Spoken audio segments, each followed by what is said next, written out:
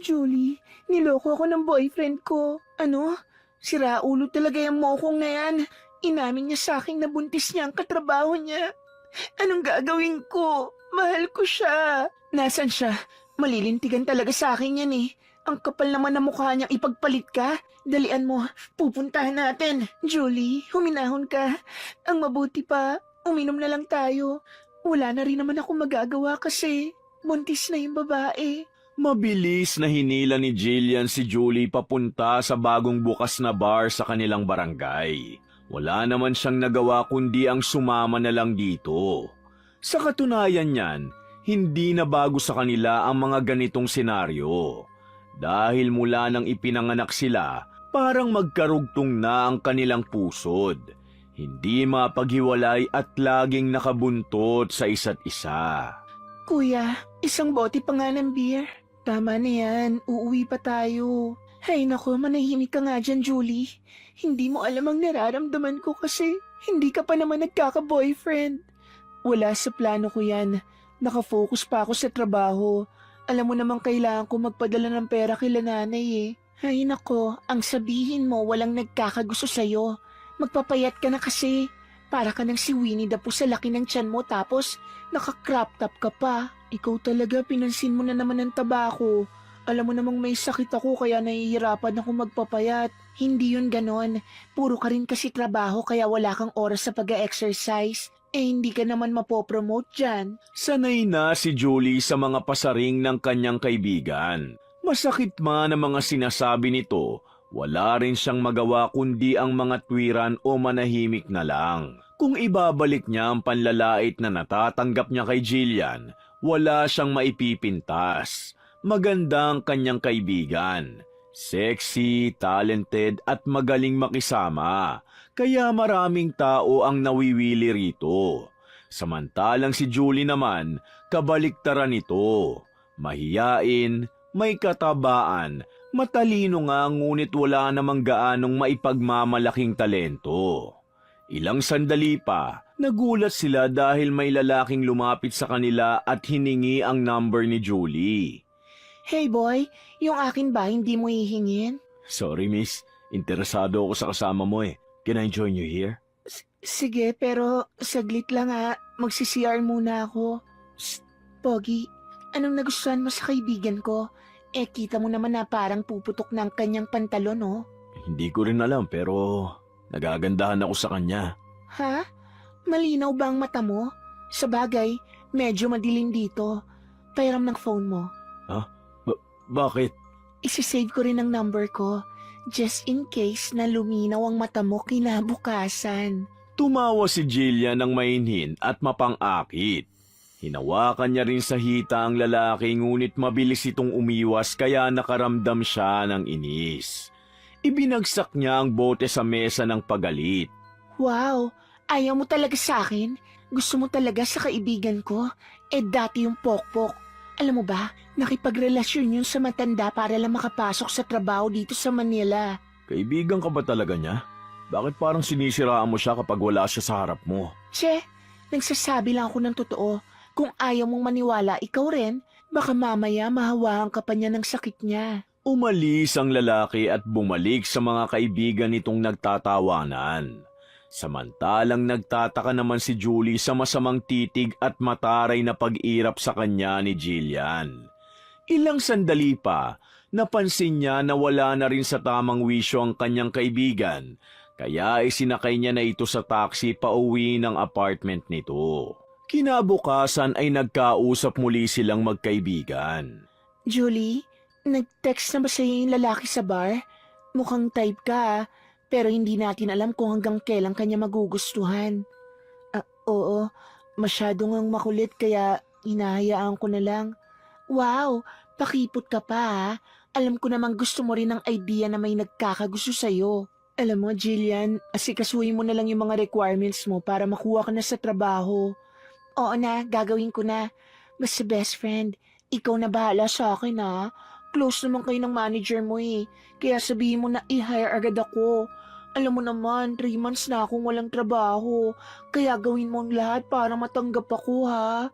Oo na, ako nang bahala. Hindi mahirap para kay Julie na ipasok ang kaibigan sa kumpanyang kanyang pinagtatrabahuhan dahil naging maganda ang reputasyon niya rito. Nakilala siya bilang napakahusay sa paggawa ng bagong produkto at pagresolba ng mga problema ng kanilang department. Jillian, so ano? Magkababata kayo ng aming soon-to-be manager? Oo, at marami kayong hindi alam tungkol sa kanya. Katulad ng ano? Masyado kasing tahimik si Ma'am Julie, kaya wala kami masyadong alam. Tahimik pero nasa loob ang kulo. Secret lang natin to ha, pero nung college kami, ipinagpalit niyang sarili niyang katawan para lang ipasa siya ng prof namin. Kaya simula nun, wala nang nagtangkang manligaw sa kanya. Siguro, dala na rin yun ng pandidiri. Totoo ba yan? Baka kaya type din siya ng manager natin kasi easy to get yang si Julie. Siguro nga naikama na ni Sir yan kaya siya ang palaging pinapaboran. Ngayon, naiintindihan ko na rin kung bakit ilag siya sa mga taong ka-level niya. Mas gusto niya pala yung may matataas na posisyon sa kumpanya. Di hamak na mas magaling ka rin kay Julie, Jillian. Tignan mo ang report mo, isang gabi mo lang tinapos. Kung mas nauna ka lang kay Julie, nako, baka ikaw ang magiging manager namin dito. Lumapad ang ngiti ni Jillian nang marinig ang lalaki't babaeng katrabaho nila. Lalo na sa mga reaksyon nito sa gawa-gawang kwento niya na nakapagbigay sa kanya ng mas matinding emosyon upang lalong siraan ang kaibigan. Nagagawa niya yon sa kabila ng si Julie ang nasa likod ng magagandang presentation ni Jillian. Sinasalo nito ang lahat ng gawaing ibinibigay sa kanya na hindi nito mapanindigan. Sir, ano pong nagustuhan niyo kay Julie? Marami po kasing mga empleyado na kinu-question ang pagpili mo sa susunod na manager. Magaling si Julie. Malaki na rin ang naiambag niya sa department natin. Bakit? May problema ba? Wala naman po. Nagtataka lang ako kasi nung hindi pa po siya nagtatrabaho rito, palagi ko po siyang tinutulungan sa mga report at project proposals niya. Totoo ba yan? Hangang-hanga pa naman ako sa kanya kasi sabi ko napakatalinong bata. Opo, sir. At saka nung college po kami, naku, muntik na yung ma-kick out dahil kinopya ba naman yung thesis ng kaklase namin? Ha? I'm so disappointed. Hayaan mo at gagawa ko ng panibagong listahan kung sino ang mga candidate para sa posisyong ito. Walang kamalay-malay si Julie na ang inaasahan niyang promotion ay hindi na matutuloy dahil sa paninira ng kanyang kaibigan. Marami rin siyang katrabahong naging ilag sa kanya, ngunit hindi naman niya alam ang dahilan nito. Ma'am Julie, may nagpapabigay po sa inyo ng bulaklak galing daw po sa boyfriend mo. Salamat, Manong Guard. Boyfriend, baka naman binili mo lang yan para sa sarili mo, Julie. Kaloka ka naman, Mars. Alam naman namin dito wala kang boyfriend, no? May nagkakagusto pala sa'yo, Ma'am Julie. Nako, 30 years old na yung mom nyo. Baka desperada na kaya kung sino na lang ang magkagusto sa kanya, papatulan niya na. Kanino ba kasi yan galing? Sa boyfriend ko. Naalala mo ba si Patrick? Boyfriend ko na siya. Magdadalawang buwan na.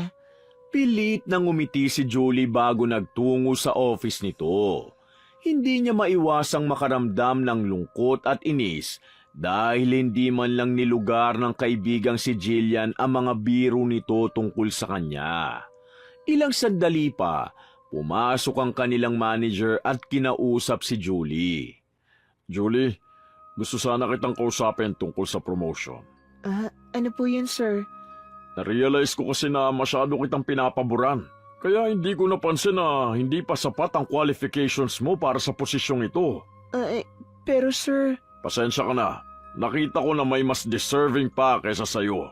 Hindi na hinayaan ng kanilang manager na usisain pa ni Julie ang dahilan kung bakit hindi na siya mapopromote. Masakit ito para kay Julie at wala na siyang magagawa kundi tanggapin na lang ang desisyon nito. Paglabas niya ay sinalubong agad siya ng kaibigan niya sa trabaho na si Emiel. Mars, anong sabi sa'yo ni sir? Hindi ka na mapopromote? Ha? Paano mo nalaman? Kung alam mo lang kung ano mga sinasabi ng BFF mo pag wala ka. Sinabi niya sa mga katrabaho natin na bayaran ka. Pinagpalit mo raw ang katawan mo para makapasa ka nun sa college. Kaya posible rin daw na ganun ang ginawa mo ngayon. Marami pa siya sinasabi tungkol sa'yo. Pati na rin yung mga project proposals mo noon, idea niya raw. Ha? Nagbibiro ka ba? Best friend ko si Jillian, kaya hindi niya yun magagawa. Dahil walang katotohanan ng kahit na ano sa mga kwentong yun. Kung ayaw mo maniwala sa akin, Mars, ikaw rin, hindi mo namamalayan. Pinutuklaw ka na pala ng kaibigan mong ahas. Natawa na lang si Julie sa mga narinig niya at mas piniling magtiwala kay Jillian. Kilala niya ang kanyang kaibigan. May pagkaprangka at minsan ay hindi maganda ang mga biro. Ngunit sigurado siyang hindi siya kayang siraan ito. Kinabukasan, pumunta siya sa desk ng kaibigan upang palihim na ilagay ang pinagpuyatang report niya kagabi. Pinagawa kasi sa kanya ito ni Jillian dahil sinabing masama ang pakiramdam nito. Totoo ba talaga na madaling ikama si Julie? Grabe no. Tahimik sa personal pero halimaw pala sa kama.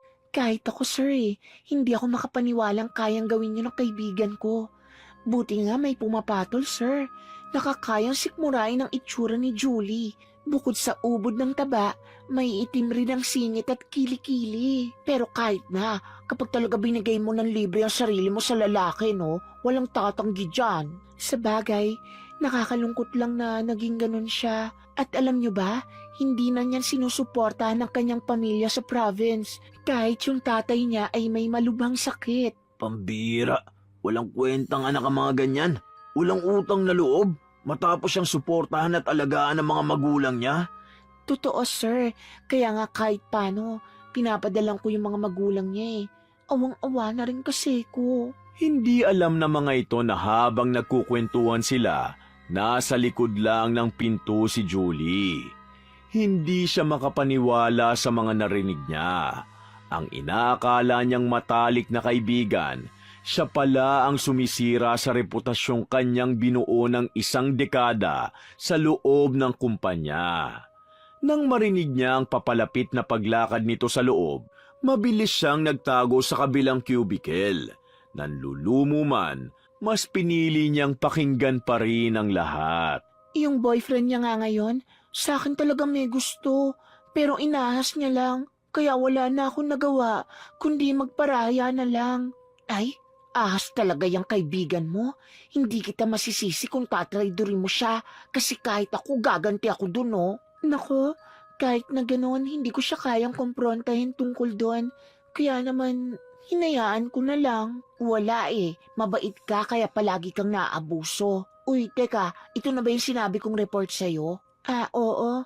Sumakit na ang ulo ko dyan Kasi naman 2 report ang ginawa ko kagabi. The best ka talaga, Jillian. Hayaan mo, ililibre na lang kita sa Starbucks pag sahod natin. Alam niyo ba, hindi na pala mapopromote si Julie. Os? Baka kasi dahil hindi siya pumayag na ibenta ang katawan niya dahil may boyfriend na nga siya. Natatakot yata na mahuli. Nagtawa na ng mga ito. Saka pa kunwaring sumusuka si Jillian para ipakitang nandidiri siya sa kaibigan. Hindi na kinaya ni Julie ang pambabasto sa kanya, kaya mabilis siyang nagtungo sa office. Nasasaktan siya sa lahat ng peking kwento nito dahil wala siyang ibang ginawa kay Jillian kundi ang suportahan at siguraduhin na palagi itong may kasama tuwing makakaranas ng matinding problema.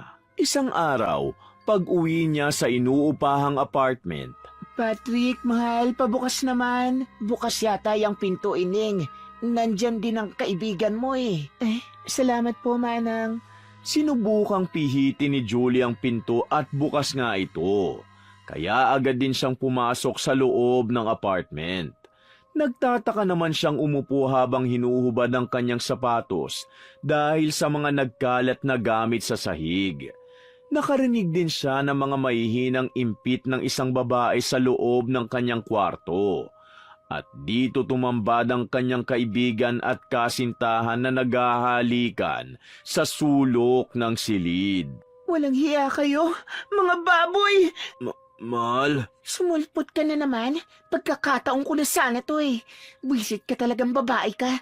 Humanda ka sa akin. ang lalaki kanina nakasandal sa pader, biglang bumagsak sa sahig. kasabay ng malalakas na paghilik dahil sa sobrang kalasingan nito. Nagdilim naman ang mga mata ni Jillian. Siya pa ang galit na sumugod kay Julie. Sinapok ito ng ubod ng lakas. Hinablot niya rin ang buhok ng kaibigan at walang awang hinila pababa saka pinagsasampal. Gumanti naman si Julie ng sampal at kalmot, kaya agad din siyang nakawala. Ang kapal na mukha mo. Pagkatapos kitang tulungan sa lahat, ganito lang ang igaganti mo sa akin. At ikaw pa ang galit. Manahimik ka dyan, tababoy ka. Wala kang tinulong sa akin. Lahat ng sayo dapat sa akin. Si Patrick, yung work mo, lahat ng mamahaling gamit na meron ka, dapat sa akin. Naririnig mo ba ang sarili mo? Lahat ng meron ako dahil yun sa paghihirap ko, sa pagtitipid ko, sa pagtsatsaga ko. Kaya anong karapatan mong angkinin lahat? Nanahimik ako, Jillian. Lahat ng paninira mo sa akin, pati na rin pagsabutahe mo sa promotion ko, pinalampas ko. Hindi mo naman deserve ang lahat ng yun eh. At sisiguraduhin ko na wala sa iyong mapupunta kahit alin sa mga yon. Sa akin na rin si Patrick. Hindi ka pwede maging masaya sa buhay mo. Matapos ang insidenteng yun, nawalan na ng ganang pumasok sa trabaho si Julie. Hindi rin siya kumakain o lumalabas man lang ng apartment. Malinaw na rin para sa kanya na niloko siya ng kanyang kasintahan, kaya hindi niya na ito magawang harapin. Matapos ang ilang linggo, napagpasyahan niya na rin pumasok sa trabaho. At bumungad naman sa kanya ang kanyang kaibigang si Emiel. Mars, 2 linggo ka ring nawala ah. Naku, nung nawala ka rito, ang daming kwento tungkol sa'yo. Pumasok si Jillian na puno ng pasa at sugat. Ang sabi niya, binugbog mo raw. Kaya umanda ka dahil baka kausapin ka ni boss. Ay, pumasok na pala ang ahas at basagulerong Ma'am Julie natin. Real quick, from promotion to demotion si Julie. Julie, halika sa office ko. Kailangan natin mag-usap. Kung balak niyo po akong paalisin sa kumpanya, hindi na po kailangan.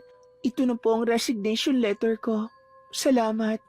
Nagulat ang mga katrabaho niya at sabay-sabay na nagbulungan. Samantalang si Jillian naman, malapad na ngumiti sa gitna ng kumpol ng mga empleyado. Taas noong naglakad si Julie bitbit ang ilan niyang mga gamit. Medyo malaki ang kanyang naipon sa pagtatrabaho, kaya kahit 1 taon siyang magpahinga, hindi siya magiging pabigat sa kanyang pamilya. Nakapagsabi na siya sa landlord niya na uuwi na siya ng probinsya, kaya naging mabilis din ang pag-asikaso niya bago umalis. Manong, 10 biyahe to.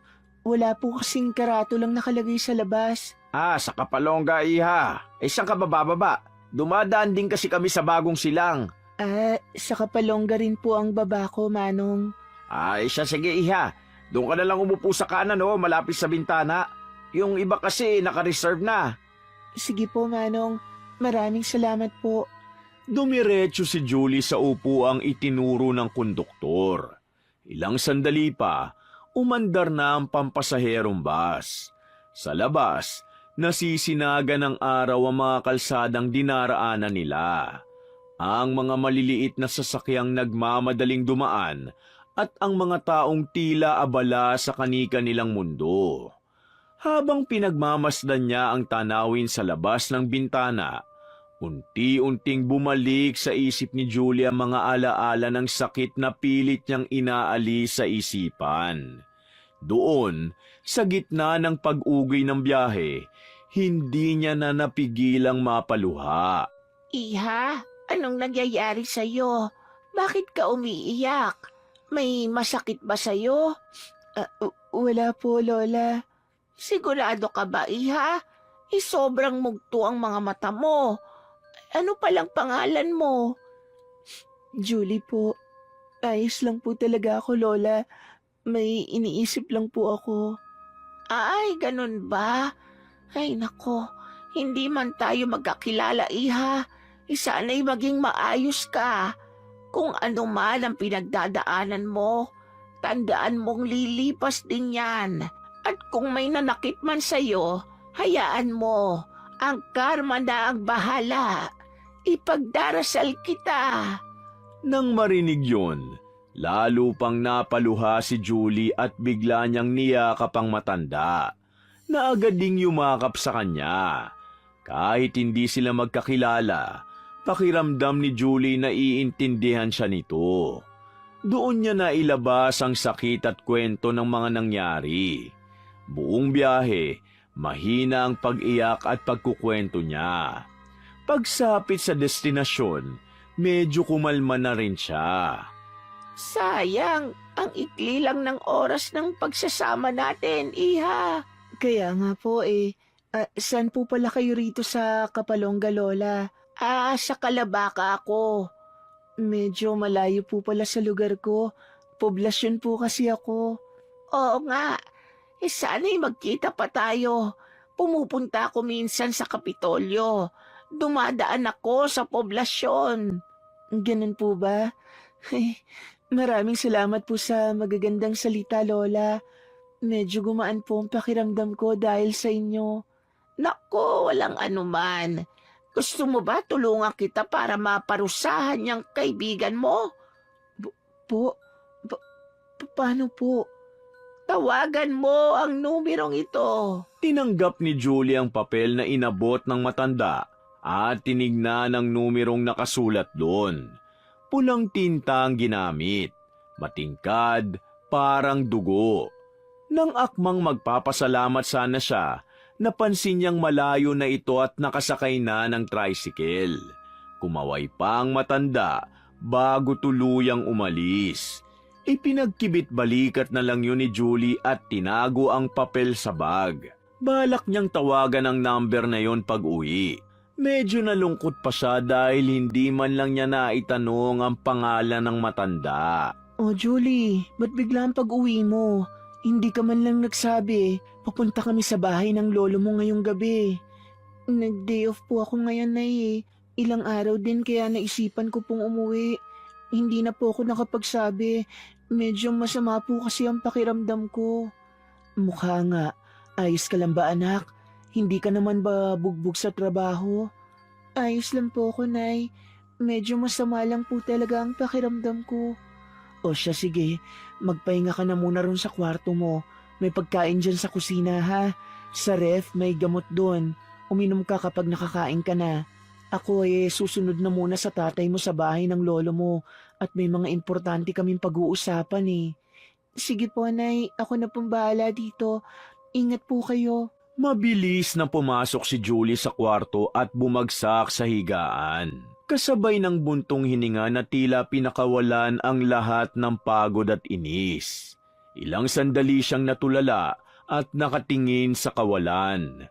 Hanggang sa biglang tumunog ang kanyang cellphone. Hindi niya natinignan kung sino ang tumatawag. Sa sobrang pagod, agad niya itong sinagot. Mahal, nasan ka? Ba't wala ka rito sa apartment? Ang kapal naman ng mukha mong tumawag pa. Ano, hindi ka man lang ba nagsisisi sa ginawa mo? Huminahon ka, mahal. Pakiusap, hayaan mo ako makapagpaliwanag. Ha? Nasisiraan ka na ba ng pait, Patrick? Para saan pa? Matapos mo akong pagtaksilan, aasta kang parang walang nangyari. At tatawag ka sa akin na parang wala kang ginawang masama. Pakinggan mo muna ako, Julie, kahit 1 minuto lang. Pakinggan ang ano? Ng kasinungalingan mo? Umalis na nga ako dyan para wala ng gulo. Hindi pa ba sapat ang pag-alis ko para maisip mo na wala na tayo? Oo, nakikipaghiwalay na ako sa'yo, Patrick. Kasalanan lahat to ni Jillian, Julie. Siniraan ka niya sa akin. Sabi niya, may lihim kayong relasyon ng dati mong manager para ma-promote ka. Tapos nilasing niya ako at biglang hinalikan. Natigilan si Julie nang marinig yun, na para bang may pumindot sa matagal niya nang itinatagong galit. Umalingaw-ngaw sa kanyang isipan ang bawat salita ng nobyo. At dahan-dahang pumatak ang luha sa kanyang mga mata. Mabilis niyang pinatay ang tawag bago kinuha ang papel na may nakasulat na numero. Ang ibinigay sa kanya ng matandang babae. Hello? Sino to? Saan mo nakuha ang number ko? Dun po sa matandang nakasabay ko sa bus kanina. Bakit niya binigay ang number ko sa'yo, Iha? Alam mo bang bawal yon? Hindi mo alam ang pinapasok mo. Pasensya na po. Sabi po kasi sa akin nung matanda, tumawag daw po ako sa number na to kung gusto kong humingi ng tulong para maparusahan ang kaibigan ko. Kulam ang tinutukoy niyang tulong na ito, iha. Kulam? Nagulat si Julie sa narinig. Ngayon niya lang nalaman na totoo pala ang kulam. Napalunok siya at halatang nag-aalangan, ngunit nanaig ang galit. Sa huli, pinili niyang ipakulam ang kaibigan. Umaasang sa ganung paraan, makakabawi siya sa sakit na naramdaman. Gusto ko pong ipakulam ang kaibigan ko. O sige, gagawin ko ng walang kapalit dahil ang nanay ko mismo ang nagbigay ng numerong to sa'yo. Ibig sabihin malala ang naging lagay mo. Ano bang pangalan mo, iha, at ang pangalan ng ipapakulam mo? Ang pangalan ko po, Julie. At yung ipapakulam ko po, yung plastic kong best friend, si Jillian po. Yun po ang pangalan niya. Ana ang pangalan ko, iha, at gagamitan natin ng matinding kulam ang kaibigan mo. At sinasabi ko sa iyo, walang awa ang kulam na ito, na hindi basta nawawala kung hindi magsisisi at magbabago ang ipakukulam mo. Wala na po akong pakialam kung walang awa ang kulam na yan. Dahil ganun din naman pong ginawa sa akin ng best friend ko. Talagang desidido ka na. Kung ganun sabihin mo lahat sa akin ang ginawa sa inang kaibigan mo. Nang sa ganun maging refleksyon yon ng mararanasan niya. Kailangan mo ring punitin ang isang larawan na magkasama kayong dalawa habang ginagawa ko ang pangungulam. Sinunod ni Julie ang utos ni Aling Ana. Ibinuhos niya sa mangkukulam ang lahat ng hinanakit. Ang lahat ng pagtataksil, pagpapanggap at mga gabing halos masiraan siya sa pag-iyak. At ang pag-asang unti-unting naglaho. Tahimik lamang ang matanda habang nakikinig. Baka sa mga mata ang awa at pag-unawa. Pagkatapos, kinuha ni Julie ang larawan nilang magkaibigan sa loob ng frame. Tinitigan niyo ng matagal. Sa kamarahang pinunit sa gitna. Kasabay ng pagkapunit ng litrato, tila may bahagi rin ng sarili niya ang tuluyang nadurog. Sa parehong sandali, nagsimulang kumilos ang mangkukulam upang isagawa ang matinding parusa para sa kanyang kaibigang si Jillian. Napunit ko na po, Aling Ana. Mabuti kung ganon. Tapos ko na rin ang pangungulam sa kanya. Talaga po? May epekto na po ba sa kanya ito ngayon? Oo, iha. Hindi pa ganun kalala ngayon. Pero bukas mas lalala pa. At sa mga susunod na araw, lalo siyang mahihirapan. Asahan mo na magsisimula na ang kaparusahan niya. Maraming salamat po, Aling Ana. Tatanawin ko po tong utang na loob. Dahil sa inyo po, mapaparusahan na si Jillian sa mga nagawa niya. At sana, kahit ganun, ito na rin po ang maging dahilan ng pagbabago niya. Tingnan natin. Sige na, iha. Ibababa ko na ang tawag dahil may panibagong kliyente ulit. Sige po, Aling Ana. May galit at lungkot pa rin sa puso ni Julie. Ngunit sa pagkakataong ito, may bahid na ng saya.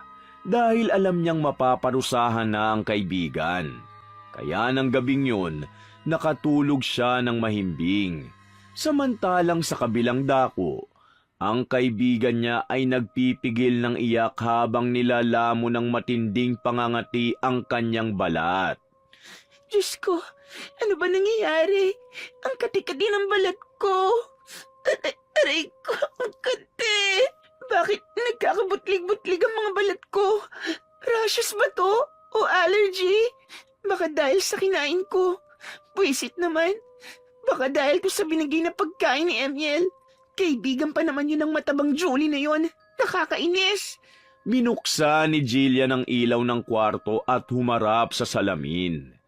Napaatras siya sa gulat nang makita ang sarili. Puno ng pantal ang kanyang katawan. Namumula at nagsusugat-sugat. Nakakadiring pagmasda na para bang unti-unting kinakain ng sariling balat. Ano to? Nakakadiri! Umanda sa akin yung si Emil. Siyang may gawa nito sa akin. Wisit, parehong-pareho talaga sila ni Julie. Nasa loob ang kulo. Kailangan kong tawagan si Patrick. Kailangan kong tulong niya. O kaya naman, ang ilang katrabaho ko na kaibigan ko na rin. Aray ko, ang kate! Wisit! Tinawagan ni Jillian si Patrick, ngunit hindi ito sumagot. Lalong sumidhi ang inis sa kanya. Alam niyang iniiwasan na siya ng lalaki. Sino ba naman ang gustong makipag-usap sa taong nilinlang at nilasing mo lang para makuha ang gusto mo? Sa inis at pagiging desperado, sinubukan niyang tawagan ng ilan pa niyang katrabaho. Ngunit gaya ni Patrick, wala ni isang sumagot. Mga buwisit, hindi talaga kayo maaasahang lahat. Pare-pareho lang talaga kayo. Mga maiitim ang budhi. Kaya ko naman ang sarili ko eh. Hindi ko kayo kailangan. Bakit ba ako humingi sa inyo ng tulong? Mawawala rin to. Iinom na lang ako ng gamot. Pero humanda kayo sa akin. Ako na ang manager nyo. At pagtatatanggalin ko kayong lahat. Parang nababaliw na si Jillian sa tindi ng galit at inis sa mga nangyayari sa kanya. Muling tumingin siya sa salamin at napaurong sa nakita. Parang natutunaw ang balat niya. Mas tumitindi ang hapdi sa bawat galaw. Agad siyang uminom ng gamot sa allergy. Iniisip na baka may kinain lang siyang hindi hiyang. Ilang minuto pa, tila nawala ang pangangati, kaya pinili niyang matulog. Umaasang paggising niya ay magiging maayos na ang lahat. Ngunit nagkamali siya. Kinaumagahan, mas lumala pa ang lahat. Nagising siya sa matinding sakit ng tiyan na parang may lumulobo sa loob niya. Dahil doon ay nagsimula na siyang magsuka ng maitim na likido habang ramdam ang matinding pamamaga ng kanyang bibig. At sa sandaling yun, alam niyang may mas malalim na nangyayari sa kanyang katawan. Aray, tulungan niyo po ako. Ang sakit. Hindi na ako makalakad. Diyos ko, maawa kayo sa akin. Anong nangyayari sa katawan ko? Tulungan niyo ako. Anong gagawin ko? Kailangan kong tawagan si Patrick para madala ako sa ospital. O kaya si Emil o si Julie. Bakit ayaw nilang sumagot? Kahit si Mama ayaw ding sumagot sa akin. Si Julie na lang. Julie, please, sagutin mo ako. Nagulat si Julie nang biglang mag-ring ang kanyang phone. Agad niya itong sinagot. Umaasang si Patrick ang nasa kabilang linya. Ngunit halos mahulog ang cellphone sa kamay niya nang marinig ang boses sa kabilang dulo. Mahina at paos na dumadaing. Si Jillian. Tulungan mo ako, Julie. Pakiusap. Hindi ko na kaya. Ang kapal naman ng mukha mong tumawag pa sa akin, Jillian. Tapos manghihingi ka ng tulong. Saan mo kinukuha ang kapal ng mukha mo? Julie, ngayon lang. Kahit ito na ang huli. Kailangan ko ang tulong mo. Ang dami nangyayari sa katawan ko na hindi ko may paliwanag. Mamamatay na yata ako. Bakit hindi ka tumawag sa doktor? Mukha ba akong doktor, ha, Jillian? Wala akong number. Kailangan ko nang makapunta sa ospital, Julie. Kung hindi... Umalingaw-ngaw sa linya ang tunog ng pagbagsak ng katawan ni Jillian sa sahig. Napatigil si Julie. Bigla siyang kinabahan. Baka kung ano na kasi ang nangyari sa kaibigan niya. Kahit may galit pa rin siyang nararamdaman, hindi niya maiwasang maawa. Sa kabila ng lahat, may pinagsamahan pa rin sila. Kaya kahit labag sa loob niya, agad niyang tinawagan ang pinakamalapit na ospital sa apartment ni Jillian. Mabilis namang rumisponde ang ospital at agad nagpadala ng ambulansya.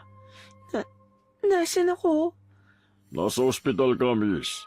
Mabuti at gising ka na. Ilang araw ka rin nakatulog. Ano po bang nangyari sa akin? Ang masasabi ko lang ay nagkaroon ka lang ng viral infection. Nagkaroon ng konting pamamaga sa lalamunan mo at kakaibang allergy sa balat na hindi namin matukoy. Unang beses pa lang ako nakakita ng ganong case. Wala kang malay nang dinala ka rito sa ospital. Mabuti tumawag sa amin yung kaibigan mo para madala ka rito. Dahil kung hindi, baka kung ano na nangyari sa'yo. Ganun po ba? Maraming salamat po. O siya, sige. Maiwan muna kita. Babalik ako mamaya para i-check ka ulit. Napabuntong hininga si Jillian nang umalis ang doktor sa silid. Sa katahimikan, unti-unting bumalik sa isip niya ang lahat ng nagawa niyang kalapastanganan kay Julie. Sa kabila ng sakit na naidulot niya, nagawa pa rin itong magmalasakit. Totoo pa rin ito sa kanya hanggang sa huli. Hindi tulad ni Patrick o ng mga katrabaho niyang bigla na lang naglaho. Si Julie lang ang nanatili. Doon niya naramdaman ang bigat ng kahihiyan at ang mabigat na kirot ng pagsisisi na unti-unting bumabagabag sa dibdib niya. Kinuha niya ang cellphone sa gilid at tinawagang muli ang kaibigan. Hello? Hello, Julie? Oh, kumusta ka na? Maayos na, Julie. Mabuti naman kung ganon. Julie, gusto kong humingi ng tawad sa'yo sa lahat ng nagawa kong mali. Sa lahat ng pambabastos at paninira ko sa'yo. Hindi ko alam kung anong sumapi sa akin kung bakit nagawa kong lahat ng yun. Siguro, kasi naiinggit ako. Naiinggit ako dahil kaya mong gawin ang mga bagay na hindi ko magawa. Dahil ikaw kahit nasasaktan, tumatayo pa rin. Julie, sorry talaga. Hindi ito ang tamang oras para dyan, Jillian. Magpagaling ka na lang. Pinatay ni Julie ang tawag. Hindi niya kayang pakinggan ang lahat ng yon. Hindi pa siya handang magpatawad. Ngunit sa kabila ng sakit, may bahagyang ginhawang sumilay sa kanyang puso. Masaya siyang marinig na tila nagbabago na ang kanyang kaibigan. Si Jillian naman ay napayuko at may lungkot sa mga mata nang marinig ang pagputol ng linya. Ngunit hindi siya nagalit. Alam niyang ang pagpapatawad ay hindi agad ibinibigay. Pinaglalaanan niyo ng oras. Kaya sa isip niya, nangako siya sa sarili na kapag tuluyan na siyang gumaling, pupuntahan niya si Julie at personal na hihingi ng tawa dito. Matapos silang mag-usap, unti-unti nang bumuti ang pakiramdam niya. Nakalabas na siya ng ospital at nakauwi na sa apartment. Inayos niya ang tinutuluyan at gusto niyang magsimulang muli. Pagkatapos, nagtungo siya sa kumpanya upang magbitiw sa pwesto. Para sa kanya, hindi siya karapat-dapat sa posisyong yon. Nang matapos ang lahat, umuwi siya sa probinsya kung saan sila lumaki ni Julie. Alam niyang naroon ito at iisa lang ang laman ng isip niya. Humingi ng tawad ng harapan at taus-puso. Julie, nandyan ka ba sa loob? Sino yan? Ako to, si Jillian. Oh, anong ginagawa mo rito? Pumasok ka. Pumunta ako para personal na humingi ng tawad sa'yo. Sa lahat ng nagawa kong mali, Bes. Sa lahat ng sakit na binigay ko. Sobrang sorry. Alam kong hindi mo ako agad mapapatawad. At ayos lang. Ang mahalaga na sabi ko sa wakas ang totoo. Hindi pa rin okay ang lahat sa akin, Jillian. Pero sa nakikita ko ngayon sa'yo, masaya ako. Kasi nagbago ka na. Ikaw na yung batang Jillian na nakilala ko. Salamat dahil humingi ka ng tawad. Pero sorry dahil hindi pa talaga ako okay para patawarin ka. Pwede naman tayong mag-usap, pero hindi na nga lang katulad ng dati. Okay lang, maghihintay ako hanggang sa tuluyan mo na akong mapatawad. Hindi man maibabalik ang pinagsamahan natin. Ayos lang. Ang mahalaga, magkaayos tayo kahit may distansya na. Matapos yun, marami nang nagbago sa pagkakaibigan nilang dalawa. Unti-unti ring napatawad ni Julie si Jillian. Hindi man naibalik ang dating samahan nila. Ang mahalaga, may natuto at humingi ng tawad at mayroong nagpatawad. Wakas!